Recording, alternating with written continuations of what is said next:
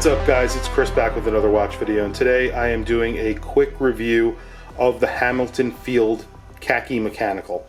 And I recently just bought this watch just about a week or two ago, and I've been wearing it nonstop since. And I really have fallen in love with the watch.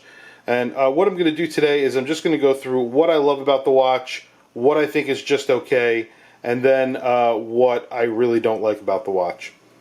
First off, I really like the size, 38 millimeters, fits really well, 20 millimeter lugs. Could be a little bit smaller, but actually this watch pulls it off really well. And I like the finishing on the case. We have a signed crown, but the crown is not small, even though it's a small watch. They put a nice chunky crown on it, and it's signed. I really like that. Drilled lugs, as you can see. I think one of the best things about this watch is its width. It's only 9.5 millimeters thick. And that's because of the hand-wound ETA movement, the 2801-2.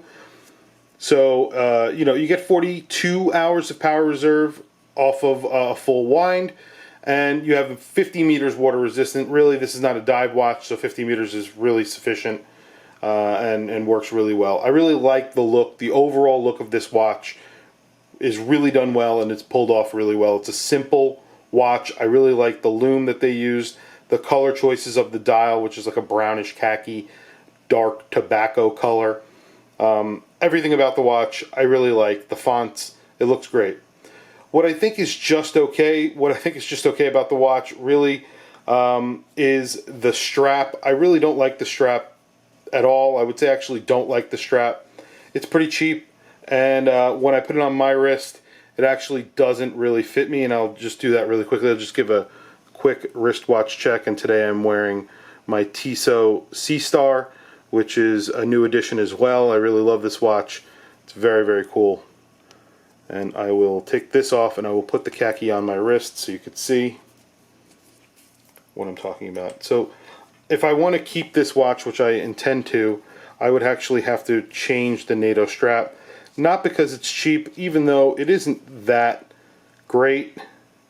It doesn't reach that last rung here, so when I use it, it pops out, and I really don't like that.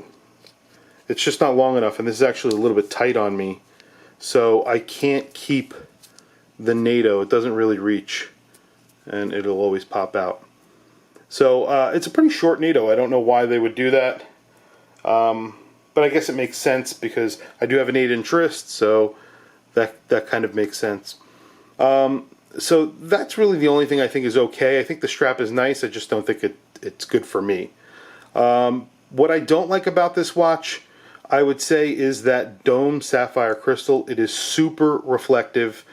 A listener actually, when during the unboxing, pointed out that you can see my face in the review and the camera, and it's true. You could definitely see. It's like a mirror. It's so reflective, and there's no, I believe there's no AR coating on this at all, and you could tell because it is basically a mirror. It reflects the lights. It reflects the camera, my face, whatever is in front of it.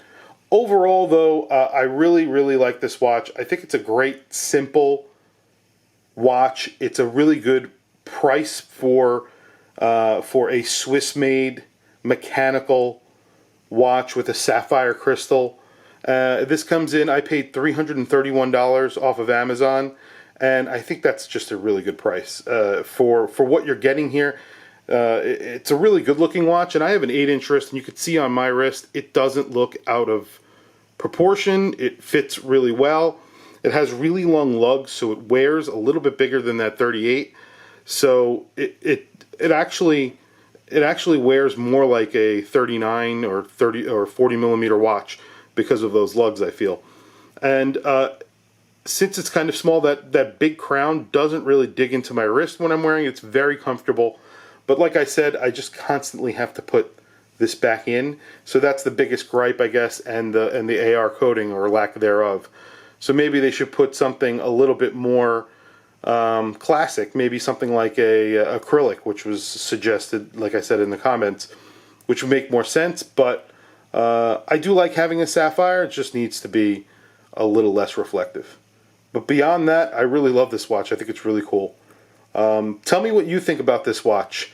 And I know there's a Seiko out there, the SNZK, I believe it is. I have to look it up, but it has very similar dimensions and look of this watch. And I believe it only goes for like $70 or $80, something like that. And I'm probably going to pick one of those up to do a review against this. But you know me, I love Seikos. So anyway, please like, subscribe, hit that bell icon. Let me know what you think. Like I said, please add a comment. It's very helpful and much appreciated. Have a good one. Thanks.